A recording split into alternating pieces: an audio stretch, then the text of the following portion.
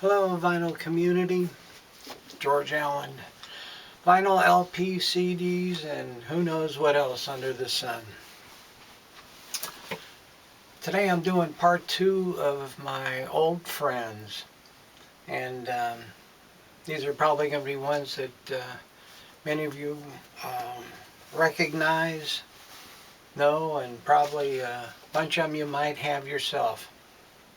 And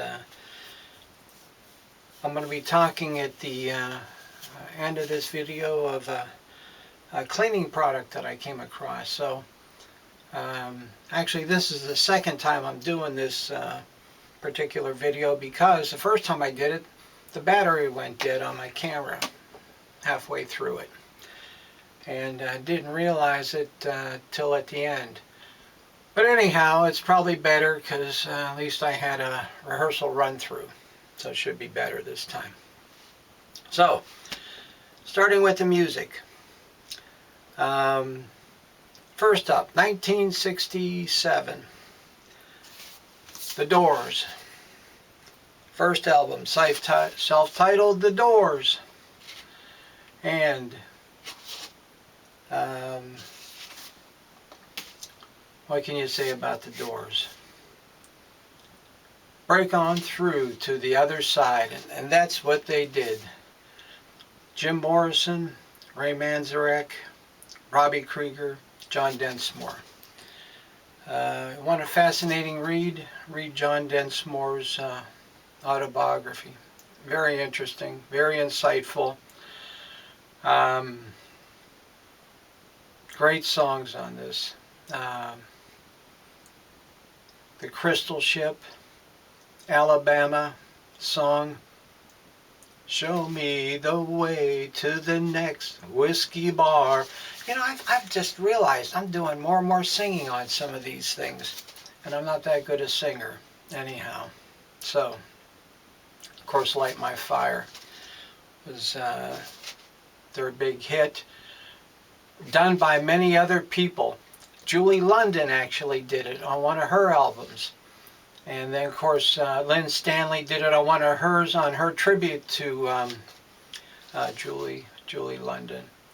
Backdoor Man, what a great song, written by Willie Dixon. Willie Dixon, what a great bluesman. So many people have done their songs. And in fact, we're going to be talking about another group that does some of his songs.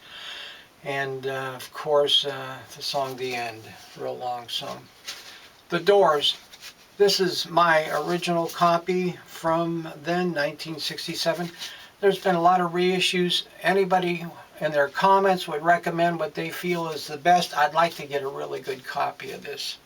So any recommendations, please put it in the comment area. Not much more I can say right now about this wonderful album. Next, we're going to be hitting a string. Well, another 1967, then we're going to be hitting some 69s. My favorite Cream album, Disraeli Gears. I liked Fresh Cream, very different. They did some good blues songs on that. They stepped out and did a few other type songs. This one, though, it seems like the band really was gelling. I'll tell you a quick, interesting story. Ginger Baker wanted to start a band. So he's talking with Eric Clapton. They're driving along. Eric Clapton says to me, he says, well, I'll join a band, but I'd like to have Jack Bruce as a bass player and singer. Ginger Baker got so upset as he said that he almost wrecked his car about that. That's the way they were. For some reason, Ginger Baker just really didn't care for Jack Bruce that much, but he agreed to it, and it was a good mix. You know, Jack Bruce was, to me, one of the ultimate bass players. Harmonica player, wonderful, wonderful harmonica player, and he had a great voice. Eric Clapton, working on his singing, you know, he was a little weak at the beginning. He's developed his style. Great album. Strange Brew, Tales of Brave Ulysses. Of course, Sunshine of Your Love was a big hit for them. Wonderful album. Cream, Disraeli Gears. So that's all I'm going to say about that one. And now we're moving into 1969. We got a couple here in 1969. My all-time favorite Fleetwood Mac album. Last one that Peter Green did with them. He wanted to step out on his own. Felt a little confined, I guess. I don't know. Thought they were moving away from the strictly blues feeling. This is a good pressing here. This one I got. I like this album. Did some great songs. It was Peter Green, John McVie, Mick Fleetwood, and Danny Kirwan. Between Peter Green and Danny Kirwan, they wrote most of the songs. Of course, you're all familiar with this cover. After Peter Green left, Jeremy Spencer stepped in. Their next album, Kiln House, takes a little bit different turn. Showed more of Jeremy Spencer's influence with his kind of like rockabilly sound. This is, I think, a wonderful album. Wonderful album. I was not real hot when Lindsey Buckingham joined. Then they go kind of pop rockish. This is just George Allen speaking, not my taste. I love this album. At first, some of the reviews were a little mixed on it. It's because they moved away from the bluesy type stuff. This is more jazz bluesy. Some of these songs on here are just great. Coming Your Way, Fighting for Madge, Searching for Madge, very experimental. I love Rattlesnake Shake. I think that was a great song. Did well for them in the charts too. Fleetwood Mac, Then Play On. Okay, next one on the lineup. This one's been covered a lot. I think recently the Vinyl Anarchist, or I think it was, just did a big, I think, live chat comparing different versions of this. Not the Vinyl Anarchist. I don't know. One of those guys. I'm sorry. You get up in years and sometimes your mind just doesn't... Archivist. The Vinyl Archivist. Sorry. No. Is there a difference between an anarchist and an archivist? I think there's a big difference. King Crimson. Court of the Crimson King. What a lineup. Robert Fripp, Ian MacDonald, Greg Lake, Michael Giles, and Peter Sinfield, who is credited with words and illumination. Peter Sinfield was originally their roadie too. Now I'm starting to laugh too much. I may have to do this video a third time. So they did this album, wonderful. Rolling Stones did a free concert in Hyde Park. They opened for them. I have a notion that people probably like these guys better than the Stones. There was a lot of hype behind them. People heard these guys and they were going crazy, crazy.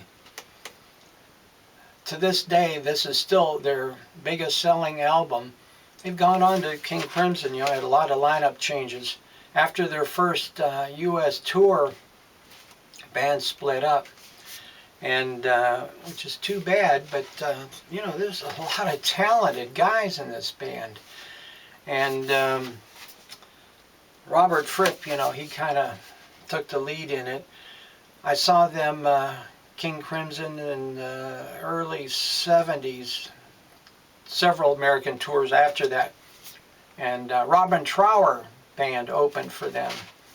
And, Robin Trower, great guitarist, but he said later on that he learned a lot of his technique from Robert Fripp. Robert Fripp helped him with that. Robin Trower was no slouch on the guitar, but he said, technique-wise, he said Robert Fripp was a good teacher. However, Ian MacDonald and Michael Giles, They left the band and they went out on their own. And actually they did an album, and I only have the CD of it. I'd like to open it up and show it to you, but guess what? It's a bootleg, so I can't. Anyhow, moving on. Next old-timey favorite, Led Zeppelin. First year in college in 1969, and all this music comes out. Heavyweight. You know, Jimmy Page is continuing the Yardbirds, and he said, this is too heavy to be Yardbirds, so we're going with Led Zeppelin. And I did the video the other day on drummers, and there was a couple of comments. People said, hey, you forgot John Bonham. Well, I didn't forget John Bonham. How can you forget John Bonham? Jimmy Page originally he approached B.J. Wilson, who was in Procol Harum at the time, says, hey, I'm starting a new band.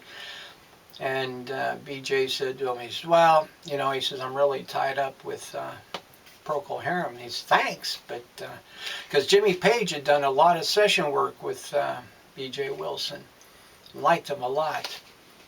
But John Bonham is what they needed.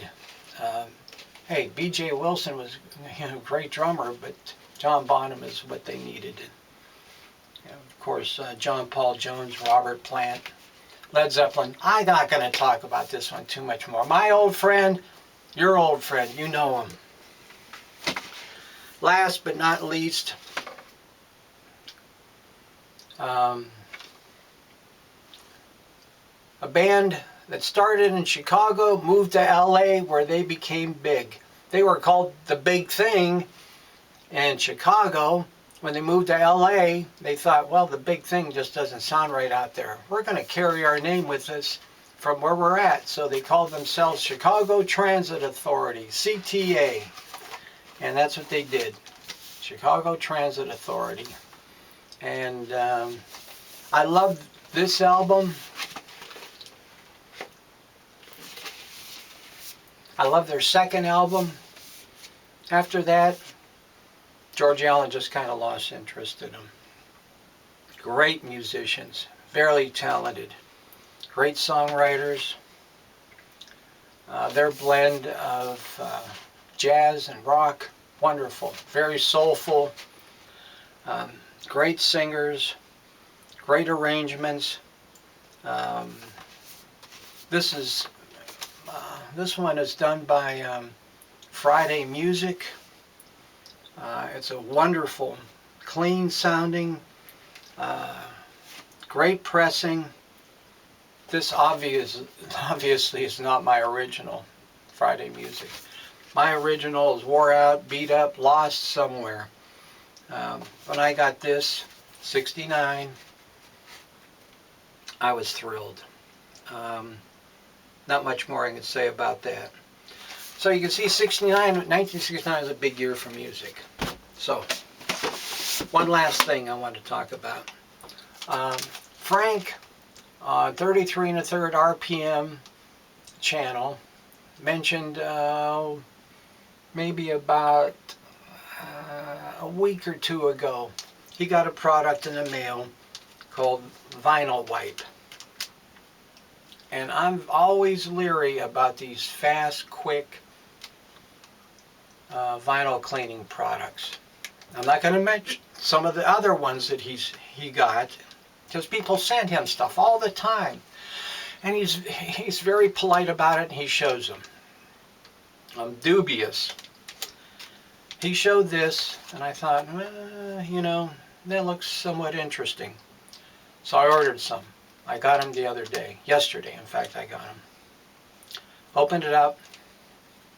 Tried one. I had gotten Chris Hillman's Clear Sailing album at a flea market last week.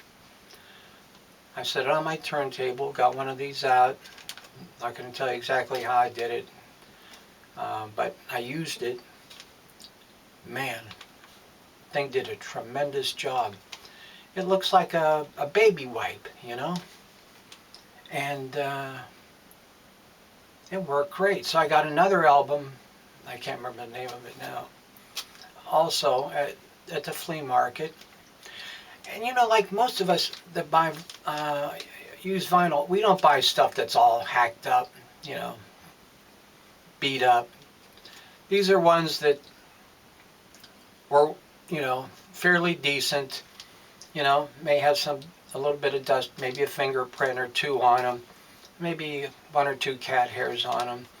Not ones that big gouges. It's not going to take gouges out and scratches. But man, I'll tell you, that Chris Hillman album, it looked pristine when I finished it with this. So I'm going to put their, right below the video, I'm going to put their website on there. But for the money, give them a shot, you know. What do you got to lose? I just, like I said, just set it on my turntable and wipe it. Let it go around a few times. I pushed it around. I didn't turn it on and let it go around. I'm not that nutty. Vinyl wipes. Hey, vinyl enthusiast. Our biodegradable wipes don't contain any silicone, detergents, or any other harmful chemicals. To make sure you to employ some elbow grease when cleaning oily marks off your records. Did a great job. That's all I can say. That's it for today, folks. Remember to subscribe if you liked this video. Hey, what more can I say? Stay safe and stay healthy.